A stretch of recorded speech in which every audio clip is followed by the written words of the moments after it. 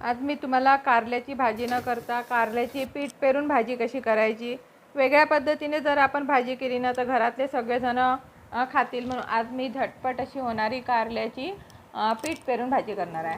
आता कारले आपल्याला चांगले मी स्वच्छ धुवून घेतलेले आहे, पाण्याने पहिले स्वच्छ धुवून घ्यायचे आणि नंतर काय करायचं, आपल्याला कारले उभे असे चिरून घ्यायचे आहे। उभे चिरल्यानंतर आपल्याला बारीक असे काप करायचे आहे। त्यातल्या बिया मात्र पूर्ण काढून टाकायच्या, बिया आपल्याला टाकायच्या नाही। कधी कधी बिया कशा दाताच्या खाली येतात आणि त्या चांगल्यासुद्धा लागत नाही, म्हणून मी बिया सहसा काढून टाकते। आणि नंतर आपल्याला बारीक असे काप करून घ्यायचे आहे। अशाच प्रकारचे सगळे कारले मी आता चिरून घेणार आहे। आणि कारले चिरल्यानंतर काय करायचं, त्याच्यामध्ये आपल्याला मीठ टाकायचं। मीठ टाकल्याने काय होतं, त्याचा कडवटपणा निघून जातो, म्हणून त्यामध्ये आपल्याला 5 मिनिटं तरी कमीत कमी मीठ टाकून ठेवायचं। तोपर्यंत मी आता एका कढईमध्ये आपल्याला तेल टाकायचं आहे। तेल मात्र चांगलं गरम होऊ द्यायचं। तेल गरम झाल्यानंतरच आपल्याला त्यामध्ये मोहरी टाकायची आहे। मोहरी चांगली तडतडू द्यायची। मोहरी झाल्यानंतरच आपल्याला तिथे कांदा टाकायचा आहे। आता इथे मी एक मोठा कांदा चांगला चिरलेला आहे आणि कांदा मात्र आपल्याला उभा चिरायचा आहे। उभा कांदा चिरल्यानंतर आपल्याला तेलामध्ये चांगला परतून घ्यायचा आहे आणि तेलात परतून घेतल्यानंतरच आपल्याला त्यामध्ये कारले आपल्याला चांगलं तळून घ्यायचं आहे। नंतर त्यातलं पाणी फेकून द्यायचं आपल्याला आणि मग कारले यूज करायचे आपल्याला। आता कांद्यामध्येच कारले आपल्याला चांगले परतून घ्यायचे आहे। जोपर्यंत चांगले परतले जात नाही तोपर्यंत आपल्याला बाकीचं साहित्य काही टाकायचं नाही, कारण कारले कसे तेलामध्ये चांगले होऊ द्यायचे, तरच तुमच्या कारल्याची भाजीसुद्धा चांगली लागते किंवा पीठ पेरून भाजीसुद्धा चांगली लागते। नुसती अशी हिरवी हिरवी कंच आणि ती नरम अशी भाजी कारल्याची कधीच चांगली लागत नाही। अशा पद्धतीने तुम्ही एक वेळ ही भाजी करून बघा।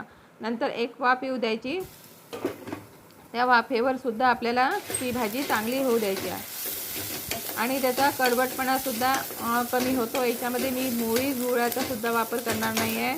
आता इथे एक टमाटर टाकलेला आहे। टमाटरसुद्धा आपल्याला त्या कारल्यामध्ये चांगला होऊ द्यायचा आहे।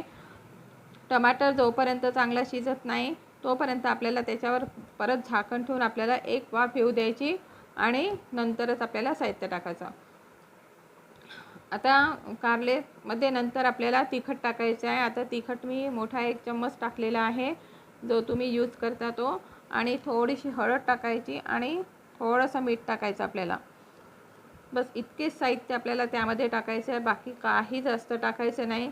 अतिशय सिंपल पद्धतीने मी भाज्या दाखवत असते। मी जास्त काही मसाले काही भाज्यामध्ये काही जास्त टाकत नाही, कारण रोजच्या भाज्यामध्ये जास्त मसाले खाणेसुद्धा चांगले नाही आहे।